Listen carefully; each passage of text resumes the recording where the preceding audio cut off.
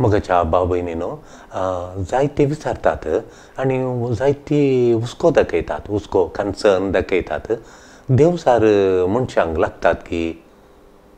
तुमी कितें म्हणटात मोगाच्यानो देवसार मनशाक लागतात की थोडी म्हणटात देवसार मनशाक लागतात म्हणून थोडी म्हणटात देवसार मनशाक लागनात म्हणून ती कालें करतात जाल्यार ती बोब मारतात तांकां ताची पिडा म्हणटात देखून देवसार मनशा भितर येता गी मनशाक लागता गी तो कसो मनशा भितर एंटर जाता कसो मनशा भितर रिगता हां एकल्याक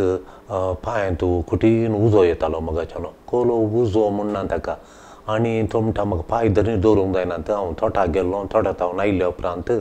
म्हाका वचन जाता त्या थोटाक गेल्ल्या तक्षणा जायना म्हणून थंय आतां दुसरी आयल्यांत तें गडीचें समस्या करूंक गेल्यात आतां एकल्या नोवान कोणें काणयलां थंय आमच्या इलेक्शन भितर आयल्या आमच्या जाग्या भितर आयल्यान ती आनी आतां त्या थोटाक गेल्ल्या क्षण म्हाका पांयांक उजो म्हूण उजो ताचें डायबिटीक आमी चॅक करून हाडलें BP शुगरान ती तें थोडे वटेन जाता शुगर चड हाडल्यार उजो येता पांयांत आनी कालें केल्यार हाका खंयचीय ना दाखत्यार खंयची पिडा म्हणना व्हडले दाखत्यारांनी कुटुंबाच्यांनी पळोवन दाखली कसलीच दाखत्यारांक कसली पिडा मेळना तरी पांयांत उजो दीस येतना चड वय तळ काळे तशें मस्त ताका उजो येता म्हणटा तशें आनी एक गल म्हळ्यार तो म्हणटा घर अर्द्यार रावलां म्हजें घर बांदतना अर्द्यार रावलां मुंदारसून तूं वचना कालें केल्यार मुखार वचना म्हणून घरच्या शेजारचे आमकां एक तक्रार जाले ताचे उपरांत आमचें घर मुखार वचना तें कित्याक गी म्हणून विचारतात आमी रांदय सुरू केली मगाच्यानो रांदय काळे मूस आयले एक वर्सा बरी जाली दुसऱ्या वर्सा बरी जाली मस्त आमकां पयशे मेळ्ळे सगळी रांदय म्हळ्यार रांदय आमचे हे 3 वर्सां जावन आमी केल्ली रांदय आनी आमकां बरो दुडू मेळ्ळो दुडू मेळ्ळो म्हणून आमी कांय एक कार काणयलें आमच्या शाले बरें कार काणयचें म्हणून आमी एक कार काणयले उपरांत आतां काळे मूस सुरू जाल्यात काळे मूस कोणें आमकां वायट केलां गी फादर हे काळे मूस खंय जावन आयले हांव एक रांदयचो वयतले सोशे जावन येदेव जाता झाडां वयर येता म्हणटा आंक्रीत खातात काळे मूस आयल्यात म्हणून इतले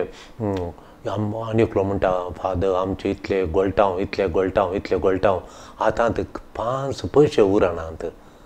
भुरगीं धाडटात आळ्यांक आमी काम करता आमकां इतलें उत्पत्ती आतां 5 पयशे नात उरनात कोणें आमकां वायट केलां गी देवसाराचे उपाद्र आसात गी म्हणून हे देवसाराचे उपाद्रत सुवाय दुसऱ्यांक कांय न्ही म्हणटात देखून थोड्या मागण्याच्या मनशान देवसाराचे उपाद्र म्हळ्यात म्हणून सांगतात तर देवसार कसो लागता मोगाच्यानो देवसार लागता गी पळया एका चेडवाक 3 वर्सां पयलें काजर्त जायना म्हणटालें तें तेजें BCom जालें बरें काम मेळ्ळें हांगात आनी तें हॅप्पी आसलें कामांत हुशार एकावंट्सांत हुशार बरो सांबाळ दिवन हांगात तें काम करनासलें आनी काम करतना एकल्याची वळख जाली आनी काजर जाता म्हणालो तो काजर जाता म्हणून मुखार येताना मागीर एक ताणें तांकां चिडक्या कुटुंबाच्या दुसरें सेरीक मेळ्ळी एक बरें कुटां म्हूण तें जायत म्हूण जालें तांणी फॉरेन येचें म्हूण जालें चेडक्यांनी फॉरेन येचें म्हूण जालें आनी ती फॉरेन वचूंक बैसरली आनी ह्या चेडवाक तांणी सोडलें आतां ह्या चेडवाक एका तराचें सोडलें म्हणून तें काणोंक तूं जायना ताका ओलें ताका निराशा भोगल्या चेडवाक ताका आतां म्हणटा म्हाका जावंकूच जायना म्हणून आनी काल केलें एक दीस सोडलें आनी घरा भावाक आनी ताका इलेक्शन तुका आलें अशें कंत करून बसताय म्हणून भावानी व्हडलें धाडून तेच्या इलेक्शन गुजी केल्या बरी केलें गेला ते तेर्साच्या वेळार उठलें आनी दोवलें वयर वचून बसता रुखा कडेन तांकां वयर इल्लो असो गुडा आसा कोलयेसोनेपुरा तशें देखून वयर गुड्याक इल्लेशें ओत्तुवारी केल्लें हें आसा देखून ती जागो आसा त्या जाग्यार वयल्या जाग्यार दवरलें ती बेणसाचें रूख चिंचें रूख आनी परत इल्लेशें रान आसा तांच्यांत रान घराच्या तिकेशें वयर हें तें सोंसूंक जायनासतना काल हांकां बेजार जालें हें शीत गुड्या दवरलें सावन दुसऱ्यांनी पळयलें हांवें तें गुड्या दवरून तेत्ता मागण्याच्या पयलें म्हणून ते खंयचे 7 वरां मात जाल्यांत हें गुड्या दवरलें म्हणून पळयतना उरल्यान येवन घरा सांगल्यार तुजें तूं वयर कित्याक दवरल्यांत ह्या वेळार म्हणून हे भावानी परत दवरलें ते येताना पडलो एक व्हडल्या रुखा म्हणत ते आतां गोमटी परत आडत अशी घालता आतां गोमटी अशी आड घालून लायता अशें करून कितें केल्यार उलयना व्हडलो थळो करचो आनी खंयच्या एक दुसरीच भास उलोवची व्हडल्यान म्हणून हें प्रकालें देवसार कसो रिगता मोगाच्यानो देवसार कसो रिगता एकलो तरणाटो सोलो कांबळा पळोवंक गेल्लो राती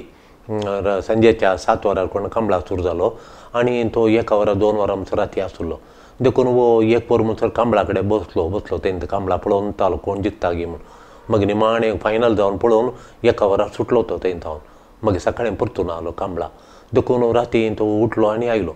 उठोवन येवन बायकर काणयलें घरा या म्हणटाना मेन रोडातावन डामा रोडातावन मातयेचो मारूंक सुरू जाता तेंच्या घराचे एक 10-12 वकलां आनी ते आमच्या घरा येता म्हणटाना मुखार येताना वो थंय मार्गार तोमतो पडला कांय राती सगळें थंय आसल्यान म्हळें आमी पळयलो ताका एका 1.5 वरांचेर उठोवन गेला तो म्हणून आनी सकाळीं पळयल्लो त्या घरचो मनीस इगर्जे मिसा येताना स्कुटारार येताना हाचें बायक पडलें म्हण ताणें वचून सांगलें 6:30 मिस ताणें 6 जावन 15 येचें 6 जावन 15 तो पडला म्हूण कळ्ळो मरगडचे तरणाटे शेजारचे बरो आयले ताका मोतीर ना उलयना अमतोच तो पडला आनी आस्पत्रेंत घाले आस्पत्रेंत तो काय म्हण ताच्या भाशेंत उलयता स्वाय खंयच्या आमी सारल्याक जाप दिना म्हणाली हांगा येवन एक 12 दीस आस्पत्रेंत आलो काय उलयना मेल्ल्या म्हळ्यार ताच्या भाशेन तो उलयता स्वप्नांत मागीर आमकां मागण्यांक देंवचार सुटया फादर म्हणून आपण व्हरून गेली आनी आमी उलोवन ताका आमी गेल्या मागण्यांक केलें मागण्यांक करन एक अर्द्या घंट्याचें डेलिव्हरन्स केलें व्हडल्या मागण्या आसा एक डेलिव्हरन्स आसा सैताना दोणूंचें मागीर आमी उलयतना आमी जाप दिवंक सुरू केली ताणें जाप दिली मागीर 3 दिसांनी ताका डिस्चार्ज केलें बरो जालो आतां एक 3 वर्सां जालीं हें जावन तो बऱ्या तरान घरा आसा देखून मोगाच्यान ह्यो देंवचार रिकता 7 वांटांनी रिकता म्हणून फादर युजीन रेबेलोन सांगलें 7 वांटो आसा ताका रिगो म्हणून ह्यो 7 वांटो आमी बंद केल्यो जाल्यार देंवचाराक आमच्या भितर रिगोवंक जायना म्हणून केदोडलो देंवचार जाल्यार ताका आमच्या भितर जायना म्हणून फादर युजी रेबेल्लो ब्रह्मावर आसले ते म्हणाले आमी विचारलें तेचे कडेन तो कसो रिकता भितर तो म्हणालो 7 बागलांत ही 7 बागलांत दांपीजे ताका भितर येवंक सोडून जो म्हणून ताणें येवचें 7 दरवाट्यांतल्यान ही दारां दांपीजे म्हणालो ही दारां पयलें दार खंयचें म्हणून ताणें सांगलें पयलें दार ऑकल्ट बॅकग्रावंड म्हणालो ऑकल्ट बॅकग्रावंड म्हळ्यार माट मंत्रां पितीसपणाचे इन्नाले आशिल्ली बॅकग्रावंड आशिल्ली मनशां म्हळ्यार तांच्या कुटुंबाच्यान ताच्या बापायन गी ताच्या आवयन गी ताच्या व्हडली मायन गी आबान गी कोणीय माट मंत्रां केलें जाल्यार तें ताच्या भुरग्यांचेर देंवचाराचो उपाद्र करूंक साध्य जाता म्हणून ताणें माट मंत्रां करून पितीसपणां करून ताणें केलां जाल्यार हें पयलें बागील म्हणालो तो हांगा पळया तुमी एका कुटुंबांत कोणें केलां जाल्यार इन्नाले आसा जाल्यार त्या कुटुंबाच्यांक देंवचार दोसता म्हणून आयले हांगा तूं देवाचो पयलो आनी दुसरो उपादेश मोडटाय म्हणालो पाद्र्याब हे कोण पळय पितीसपणां करतात माट मंत्रां करतात ती देवाचो पयलो उपादेश काल सांगता तूं एका निजा देवाक मान दी तसो मोग कर ताका मान दी ताणें सांगलें कर म्हूण आनी बंबे दुसरो उपादेश देवाचो खंयचीच म्हजे विणें दुसऱ्यांची खंयची बंबे मुचा करिनाका जर तर तुवें देवा निजा देवाक मान दिवचें सोडून तुवें पितीसपणां केलीं जाल्यार बंबे मुजा केली जाल्यार तूं दार उक्तें करताय म्हणालो फादर युजीन रेबेलो म्हणाले ते तूं दार तुज्या घरचें दार तुज्या जिणयेचें दार तुज्या जिवनाचें दार सैतानाक उक्तें करताय सैतान भितर येता हे 2 उपादेश तुवें मोडल्यार म्हणालो देंवचारान तुज्या जिणयेक प्रवेश येवचें ह्या दारा मुखांतर म्हणालो तो तुवें हाका पर्यार स्विकार केल्यार तो फादर युजीन म्हणालो कोणें एकल्यान हाका पर्यार स्विकार करी येता म्हणालो हाका पर्यार म्हळ्यार तो स्विकार केलो जाल्यार तुका कंडेमनेशन जायना तुका गुन्यांवकार तूं जायनाय तुवें पर्यार तिरस्कार केल्यार मात म्हळ्यार निजा देवाक मान करता म्हणून तुवें केल्लें कली बंबे भितर सोड न्हू तूं निजा देवाक मान करताय म्हळ्यार तुका कंडेमनेशन ना तुका गुन्यांवकार करिना तेदो गुन्यांवकार केल्यार मात तें दार उक्तें जाता सैतानान भितर येवचें नातल्यार जायना म्हूण हें पयलें दुसरें दार खंयचें गे म्हणून फादर युजीन रेबेलो म्हणालें तुवें वैयक्तीक पिंतीसपणां तें पयलेंच्या आमी सांगलें काल्यार म्हळ्यार तुज्या कुटुंबाच्यान कोणें केल्यार तेदोळाय तुजें दार उक्तें जाता तुज्या आवय बापायन भाव भयणीन केल्यार तुका लागता तें दुसऱ्यांक केल्यार म्हळ्यार तुवें वैयक्तीक तुवें पिंतीसपणां केलाय तूं मात म्हणटा तूं इनवॉल्व जालाय तूं मेतेर जालाय कोणी हें करता तें सांगता पाठिंबो दिलाय तुवें मात मंत्रां करूंक प्रेरण दिलाय हेरांक तुवें कुमो केल्याय हेरांक करिशें केलें माट मंत्रां करूंक बरें तुवें प्रेरण दिलाय त्या दाळा तुजें माट मंत्रान केल्ल्या वरवीं सैतानाक तुज्या जिणयेक येवचें प्रवेश दार तुवें उक्तें केलाय म्हणून सैतानाक तुजे भितरल्यान दार उक्तें केलाय तो भितर रिकता म्हणून ताका बोट दिल्यार तो हात गिळटा म्हणून आमकां कळून देवाचे उतार सांगता सैतानाक तुवें बोट दिलें जाल्यार तो हात गिळटा म्हणून द्वितीय नियमांत 18 अध्याय 10, 11 आनी 12 श्लोक 10, 11 आनी 12 श्लोक तुवें ज्योतिश्य पळयल्यार हॉरोस्कोप म्हणटा आमी हॉरोस्कोप कांय लक्षणां पळोवचें तुवें भविश्यवाणी पळयल्यार शकुनी वाणी पळयल्यार मंत्रवादी कडेन गेल्यार जादूगारा कडेन गेल्यार गाडी म्हणटा आमी भूत प्रेरणे भुतां कडेन प्रेरणा विचारचें प्रेतां कडेन भुतां प्रेतां कडेन तुवें संपर्क दवरचें मेल्ल्या मनशांची सलाह विचारची थोडे मेल्ल्या मनशां मुखार हाडून सलाह विचारतात अशें जाता कित्याक मेल्ल्या मनशांक आडयतात आनी विचारतात म्हणटात आनी तुवें तेचे बरें केल्यार तुवें तांची सलाह घेतल्यार वचून म्हाका बिजनसांत घे या कुटुंबांत घे या सैरिकेंत घे या खंयच्या वास्तीच्या विशयांत घे हांची सलाह घेतल्यार तुका तें केल्यार तुका सैतानाचें दार उक्तें जाता तें करून वचून देवाचे उतार सांगता हय द्युती नियम 18 तें देवाचे उतार सांगता द्युती नियम 18 10-11 श्लोक सांगता तुवें तांची सलाह घेवन वचो म्हणून जादूगारांची मंत्रगारांची आनी ज्योतिशाची हॉरोस्कोप भविश्य शकुनिवाणी मंत्रवादी जादूगार गाडी म्हणटा आमी भुतां प्रेरणा कडेन संपर्क दवरून आनी मेल्ल्यां कडेची सलाह आनी विचारल्यार तेचें करिनाकाय म्हूण देवाचे उतार सांगता तें देवाचें उतार तुवें मोडल्यार तें देवाचें उतार मोडल्यार तांकां देव कांटाळटा हें देवाचें उतार मोडल्यार तसल्या मनशांक तांकां देव कांटाळटा देव कांटाळटाना अन्य देवांक तूं बली दिवचें आनी करतना देव कांटाळटाना सैतान तुका येवन धरून खाणयता सैतान लागता हें दुसरें तुवें वैयक्तीक तरान तुवें इनवॉल्व जावचें तिसरें कालें म्हण सांगल्यार प्रिनेटल इन्फ्लुयन्स म्हणटा आमी म्हळ्यार भुरगें जल्मोवच्या आदींत ताचेर प्रभाव घालचो त्या भुरग्याचेर प्रभाव घालचो त्या प्रभावाचेर भुरगीं पडटात हांगा कितलीं जाणां भुरग्यांक हाडटात म्हणना फादर युजीन रेबन एका भुरग्याक अशें धरून 15 मिनटां आलतारी मुखार धरून मागणें केलें एका भुरग्याक एका अशें भुरग्याक ल्हान भुरग्याक काही 5 म्हयन्याचें 7 म्हयन्याचें जावं पळय एका भुरग्याक अशें उखलून धरून पदांनी मागणें केल्लें कित्याक म्हळ्यार पदराबाग दिसलें घालें म्हळ्यार तें भुरगें चवथें भुरगें तें 3 भुरगीं आसलीं हें भुरगें चवथें आवय बापूय नाकात म्हणून ती आवय ताका नाका भुरगें नाका म्हणून बापूय नाका म्हणून त्या भुरग्यांक काडी जेत्त म्हणून आवयकी नाका भुरगें नाका हें चवथें भुरगें नाका कित्याक म्हण आमचे कडेन आर्थीक परिस्थिती बरी ना ह्या भुरग्याक पोसूंक त्या गांव जाल्यांत चेडवांत आमकां नाका आनी एक चेडूं जालें म्हण आमकां नाका म्हणून आमकां आर्थीक परिस्थिती बरी ना पयशे नात दुडू नात आमचे कडेन आमकां जायना म्हणून पत्नीकी म्हणना पतीकी म्हणना समाधान ना तशें तांकां नाका म्हणून तशें जाल्यार भुरग्यांक जाता म्हण ताणें देवाक समर्पण धरून मागणें केलें आनी येतो आवय बापायक धरून सांगाता घेवन ताणें तांची सुकळ कोता कुमसार करून मागीर तांकां बेसांव दिवन धाडलें मागीर भुरगें बरें जालें वय मगाच्यान आनी एक कालें म्हळ्यार भुरगीं ना भुरगीं प्रिनेटल म्हळ्यार भुरगीं जल्मच्या आदींत प्रभाव घालचें म्हळ्यार आमकां एक 5-6 जाणां भुरगीं आसात आनी एक भुरगें नाका म्हणून 6 जाणां भुरगीं आसात देखून भुरग्यां रिजेक्ट करचें तिरस्कार करचें तें पळय पत्नीकी नाका पतीकी नाका थोडे फावटी आवयक जाय बापायक नाका थोडे फावटी बापायक जाय आवयक नाका म्हाका भुरगें नाका म्हणून कित्याक म्हळ्यार आमकां 5 जाणां भुरगीं पयलें येतात हें चवथें 6वें भुरगें आमकां नाका 5 जाणां भुरगीं पुरो हें 6वें नाका म्हणून तिरस्काराचो स्पिरीट त्या भुरग्या भितर विकता सेल्फ रिजेक्शन म्हणालो पाद्राब युजीन रेबेल्लो तो स्पिरीट ह्या भुरग्याक दोस्ता म्हण तें भुरगें आतां व्हड जावन 9व्या क्लासीन कोण ना तें निमाणें भुरगें 6वें भुरगें 5 भुरगीं बरीं आहात हें 6वें भुरगें नाका म्हणलें भुरगें ताचेर हो रिजेक्शन स्पिरीट ऑफ रिजेक्ट तिरस्काराचो खोटो स्पिरीट रिगला ताचे भितर आनी तो रावला त्या भुरग्या भितर ताका बरें जावंक तो सोडिना इतलें हुशार परिक्षण तांणी पळय त्या इस्काल वचूंक जायना वोंकोवंक जावचें खोंकली येवची एलर्जी जावचें तकली पडू आनी राग कठीण हांव बापायन पळोवंक जाय पळयल्यार राग तशें पुरा देखून मोगाच्यान गर्भेस्त आसतना आवयक शॉक जाल्यार बियासो स्पिरीट राखता आवय कोणें सांगलें त्या एक अशें तुज्या न्हवऱ्याक एक्सिडेंट जालें म्हणून ताका ल्हानशें एक्सिडेंट जालें न्हवऱ्याक ऑफिसांत हांव येताना बायकार हिका कोणें वो ताणें सांगलें वो एक्सिडेंट जालें म्हणून बॉब घालताना येवन चिंतलें न्हवरो मेलो म्हणून चड जाला मांडो आनी पुटला म्हणून ही बॉ मारली बॉ मारली आसतना न्हवरो आयलो घरा आयलो ही बॉ मारून हिका मतीर ना मागीर हिका आस्पत्रे गेलें आस्पत्रे व्हरून आतां मागीर जाल्यार तिका एक वर्स जाल्यार तिका तशेंच तकली घेवन पडचें पुरा मागीर फादर युजीन रेबेलो चर्चीन हाडलें तिका आनी फादर युजीन रेबेलोन सांगलें तिका कालें म्हळ्यार तिका बियासो शॉक बियासो कठीण बियासो कावजेनाचो स्पिरीट खोटो स्पिरीट तिच्या भितर रिगला म्हणून देखून मोगाच्यान केदाळे आवय गर्भेस्त आवयक शॉक जालो जाल्यार बियासो स्पिरीट रिगलो जाल्यार त्या भुरग्याक पोटांत आसल्या भुरग्याक बियासो स्पिरीट रिगोवन सगळ्या ताच्या जिणयेंत ताका बरें जावंक सोडिना देखून पेद्रूच्या 2ऱ्या पत्रांत 3रो अध्याय 6 श्लोक सांगता तुमी बरी जिणी जियेल्यार भियेनातल्यार बरी जिणी जियेजे मागीर भियोंक नजो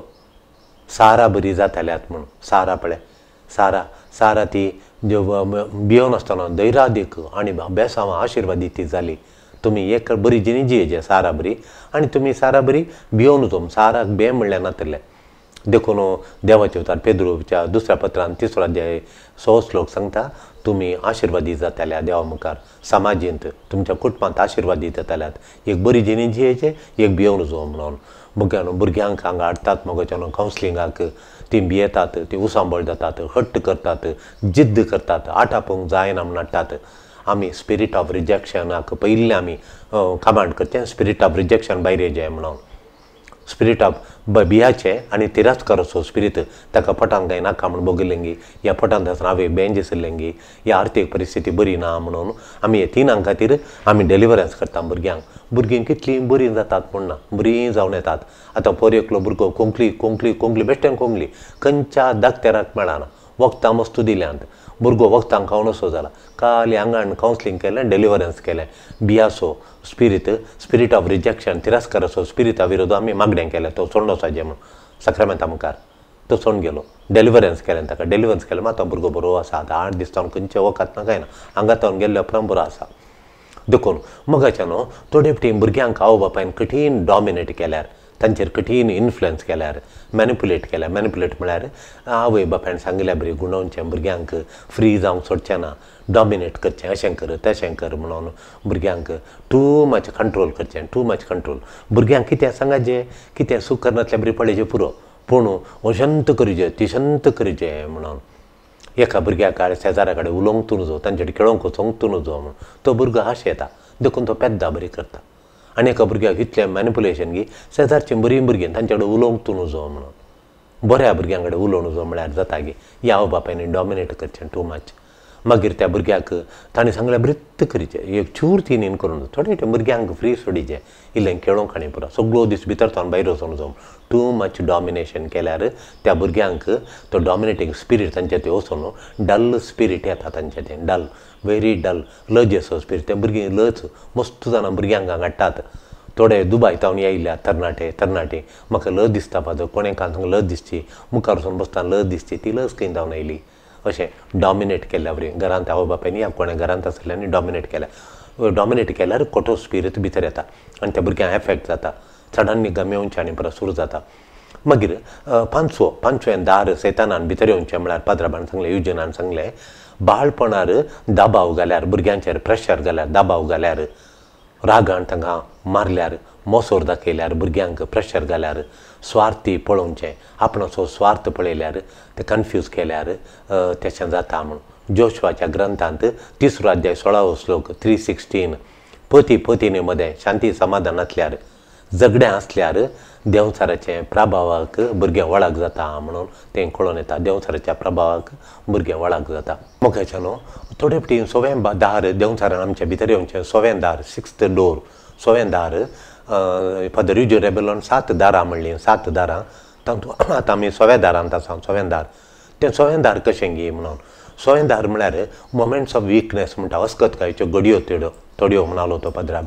आनी थोड्यो घडयो केल्यो म्हळ्यार ल्हान भुरगें सरलें एक्सिडेंटान सरलें तें इनें पळयलें तक्षण ल्हान भुरगें सरलें त्या घडी ती इतली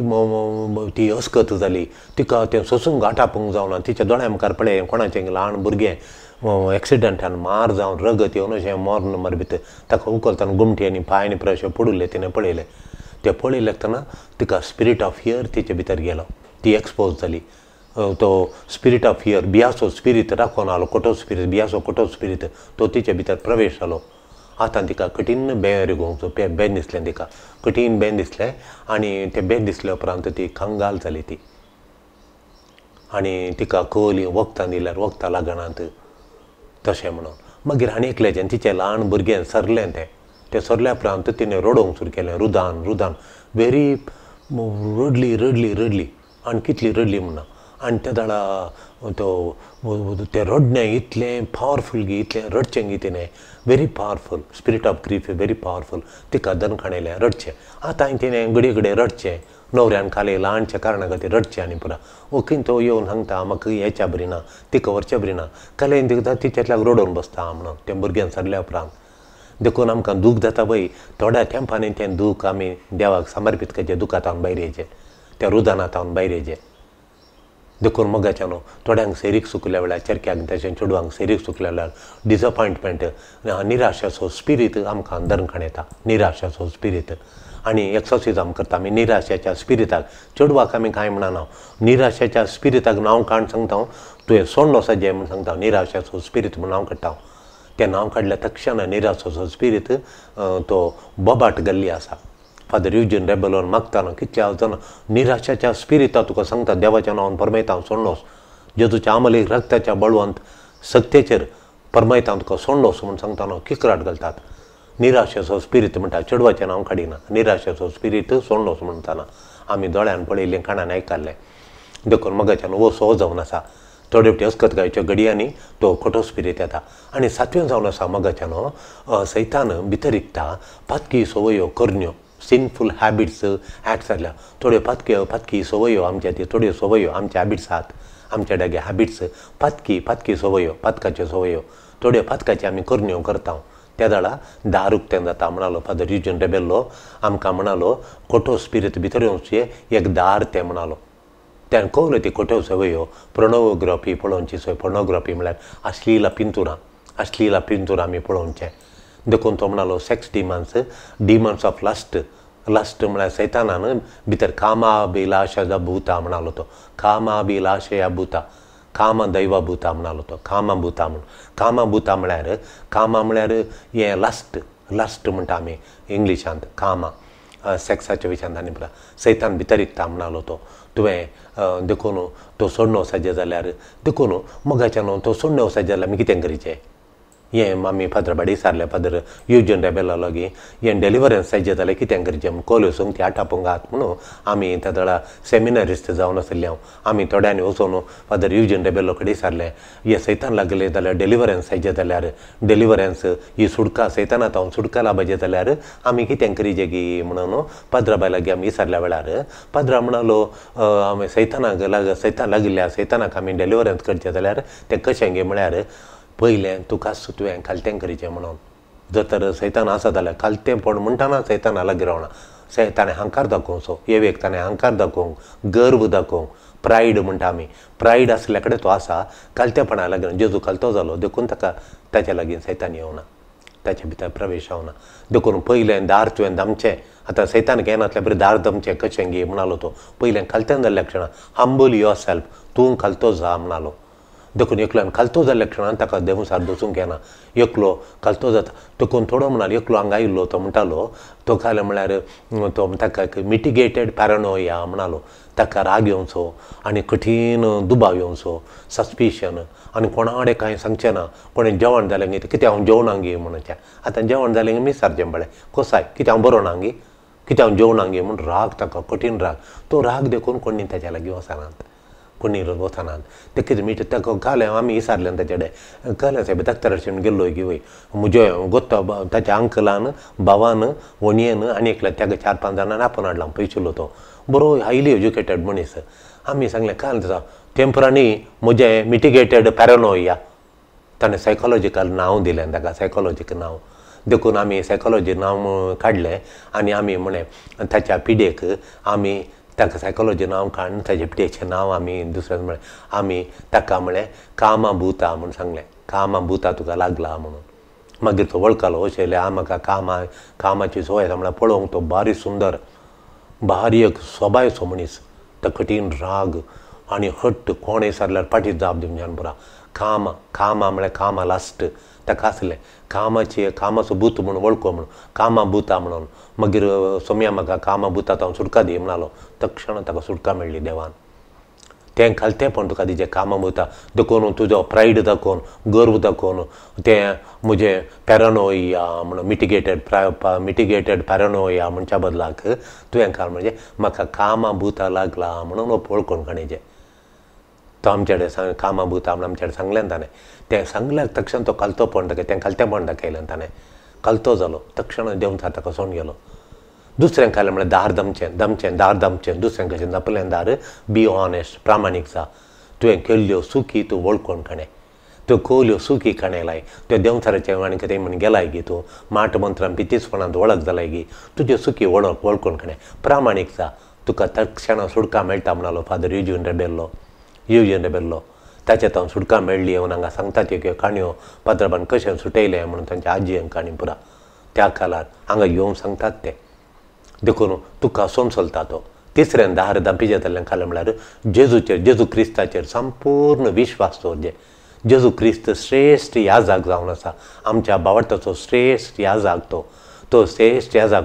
तो आमकां संपूर्ण आमची सुखी बक्षिता याजाक जावन देवा मुखार विनंती कर आमची सर्व ती पातकां आमी केल्लीं कामां भुतां आनी पुरा ती पुरा आमकां देव पयस करता तो म्हणून देखून जेजू रक्षकाचेर सोडोनदाराचेर तो सोडयता म्हाका वायट शक्ती हांव सोडयता म्हणून ताचेर तुवें संपूर्ण विश्वास दवरचें तिसरें दार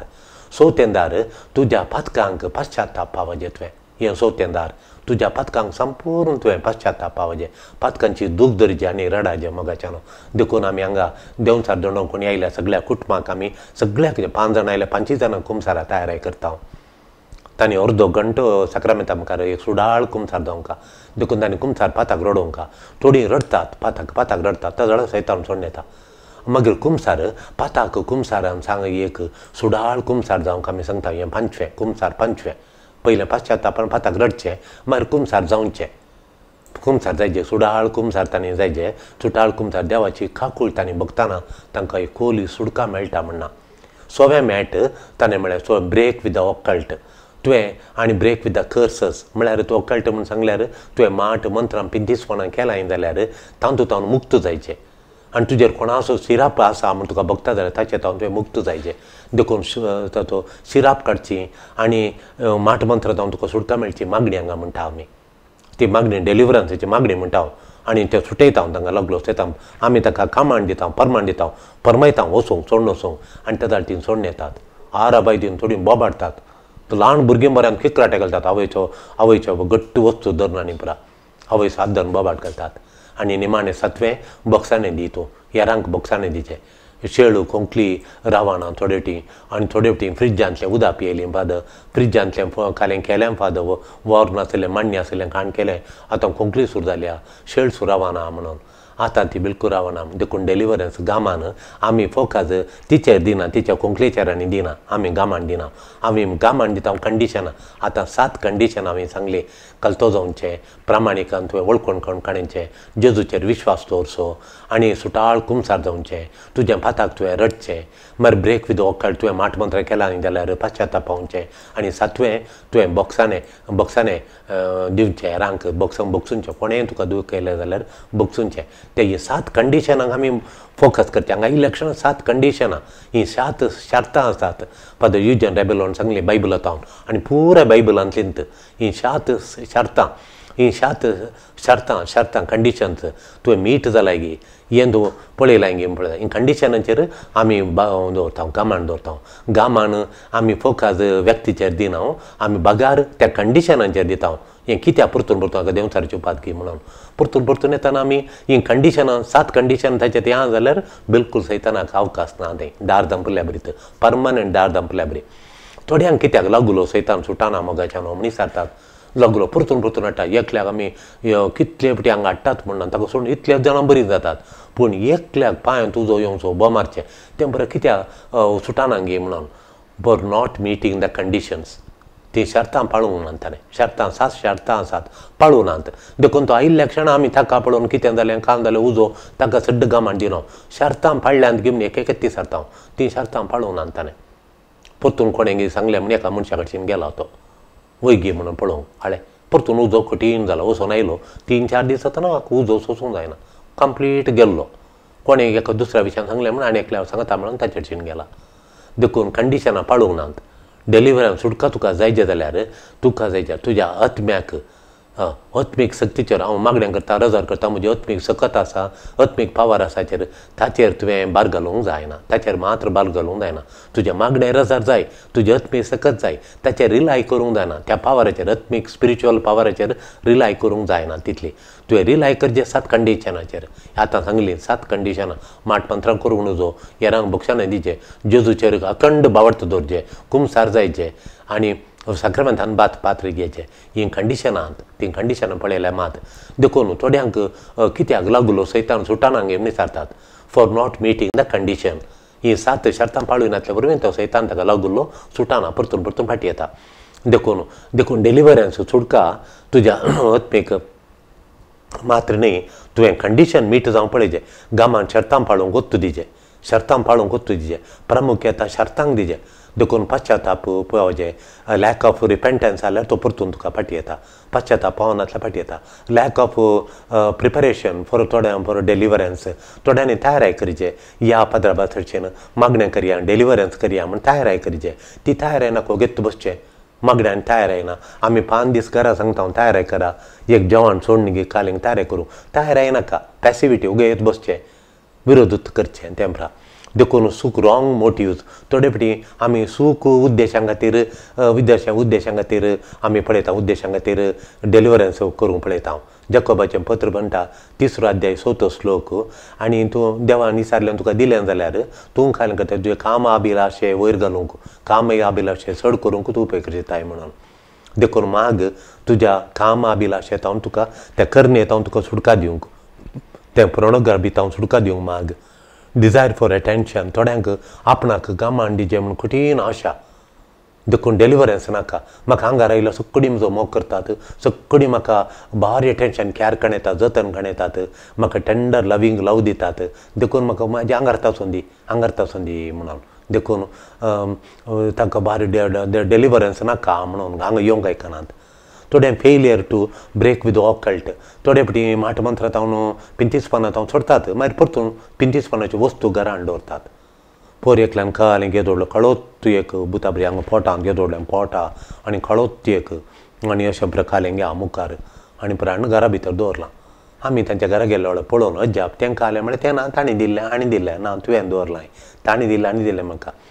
थोडे फाटी शिराप आसल्यारय तुज्या त्या आंगार शिराप आसल्यार शिरापांत डेलिव्हरन्स हेजें ना जाल्यार सैतान तुका परतून दोसूंक येता देखून सैतान दोशिनाशें ते शिरापासून शिराप काडचें पडटा देखून आमी शिरापा जागी पळयता मस्तू आमकां तें सोदून काडूंक मस्तू कश्ट जाता आनी तूं मस्तू आमकां परिणाती जायचें पडटा आनी तूं मागण्याची जिणी आसल्यांक मात जाता देखून एकल्यान काडून हांव सुटयता म्हणून देंवचार सुटोवंक जायना तो खंयच्या कस्त आसो खंयच्या जिन्स आसो सैतान बिया सोगी आनी कोसो बिया सोगी या निराशा सोगी या खंयच्या रितीन तो भितर आयला या माटमंत्रा दरी आयला गी कसो आयला म्हणून ते सोदून काडूंक आनी ताचें नांव काण माटमंत्र जाल्यार पिंचीसपणाच्या सैताना सोडलो म्हणून आमी ताका फरमायचें पडटा आनी देवाचे उतार काडना मागणी करचे पडटात देखून मगाच्यान त्या शिरापात हांव आयला जाल्यार शिरापाचो सैतानाक आमी शिरापाच्या सैतानाक सोडनोस म्हळ्यार सोसून चलता देखून सुटका मेळिल्ली सुटका आमी परतून सैतान एफटी आतां सोडून गेलो परतून आयलो 3 म्हयन्यांनी 9 म्हयन्यांनी आयलो म्हणून जेजू म्हणटा एफटी तो सोडून गेलो एक सैतान फाटी येता आनी ताचें बिऱ्याण आयलें म्हणून बिऱ्याण येता आनी घर खालिया म्हूण कळटा ताका घर खालिया म्हूण कळटा एफटी सोडून गेलो तो 6 म्हयन्यानतलो 6 म्हयने घर खालित्ता म्हळ्यार तुजो आत्मो खालित्ता तुजे बिडार खालित्ता हांगा भितरल्यान बिडार खालित्ता तो येता न्हू एक बिऱ्याण तुज्या भितर येता जेजून म्हणान तें सोमयान सर्गसंवसारच्या रस्तारांत म्हळां देखून तुजें काळीज खाली दवरनाका तशें तुवें स्फूर्त ज्ञानांतल्या बरी पळयत कसो आमी सांबाळचें घेवन सवत्यान जावन आसा गेल्लो सैतान परतून फाटी येनाशें कशें सांबाळचें घेवन कशें सांबाळचें म्हणून तुजें घर खाली दवरनाका तुवें खालें करचें सोम्याक बसयचें घरान तुज्या घरान सोम्याक स्थान मांडिचें सोम्यान आसाचें पवित्र आत्म्यान तूं रास करचें तुजें काळीज पवित्र आत्म्याचें टॅम्पल त्या टॅम्पलान सोम्या आसाचें पवित्र आत्म्यान आसाचें तें पयलें जेजू थंय कठीण पातयेनी तुका आसाचें कठीण पातयेनी जेजू थंय आनी तो तुजो सोमी धनी त्या धनयाचो तूं साकोर म्हजो सोमी धनी त्या सोमयाचो हांव साकोर ताचो सेवा मात्र करता म्हणून सोम्याची सेवा तुवें संतोशान करीचें सोमी तुका कोणाकच तुज्या लागीं खंयच्या सैताना लागीं येवंक सोडिना तुजें काळीज रितेन दवर नजो त्या काळजान तूं सोम्याक बसयचें जेजूचो मोग सो जेजूचो मोग बरीचे नातल्या सैतान खाली असल्या जेजूचो मोग नासतना काळीज खाली असल्यार सैतान परतून येता. मागीर दुसरें खालें म्हळ्यार अर्गांव फोगलाप प्रेज आनी वर्शीप म्हणटा आमी. ताका एक सोसूंक जायना सैतानाक म्हळ्यार ताका उजो आंगार पडटा म्हणून डॉक्टर जॉन प्रसाद सांगतालो. डॉक्टर जॉन प्रसादान बरी एक रेतीर दिल्ली. हांवें आयकोन 3 दीस बसोवन हांवें सगळो दीस हांव इगर्जेन रावन आयकली म्हळ्यार डॉक्टर जॉन प्रसादाची रेतीर. तो धाकटेर जावन आसोन ताणें देवाचो स्पिरीट आमचे आसलो तिशीन हांव निशेन आयलो. तो ह्या धर्मांत हांव येवन जेजूक ताणें स्विकार करून ताचें तें परिवर्तन येवन ताणें जेजून केल्लें अजाप एका भयणीच्या नर्साच्या मागण्या वरवीं कॅन्सर कशें सुटयलें गे म्हूण ताची टेस्टमनी आयका तुमी. कोणें सांगल्यार आयका. डॉक्टर जॉन प्रसाद व्हडलो प्रिचर तो इगर्जेन येतालो आनी आमच्या ताणें येवन आश्रमांत येवन थंय व्हडले कितलो लोक हजारांनी लोक आयिल्लो आनी ताचें देवाचें उतर आयकलें तांणी. देखून अर्गांव वगलाप दिली ना. देखून त्या वेळार देवाचें तो म्हणालो खालें म्हळ्यार देव तुजें काळीज खाली सोडलें जाल्यार देवाचो मोग नासल्यार तो सैतान खाली जाग्यार बसता म्हणून म्हणालो तो. देखून मोगाच्यान देवाचें उतार देखून अर्गांव वगलाप दिल्यार तो म्हणालो ताका आंगार उजो पडटा म्हणून. देखून अर्गांव वगलाप केदाळे दिजे अर्गांव वगलापाची कंतार म्हणाजे मागणें मुख्य मागण्यांत ध्यान करचें. चीत दिवन मागणें केल्यार देवाचें उतार ध्यान केल्यार तुजें तें लागीं तो येना. आनी निमाणें कितें म्हळ्यार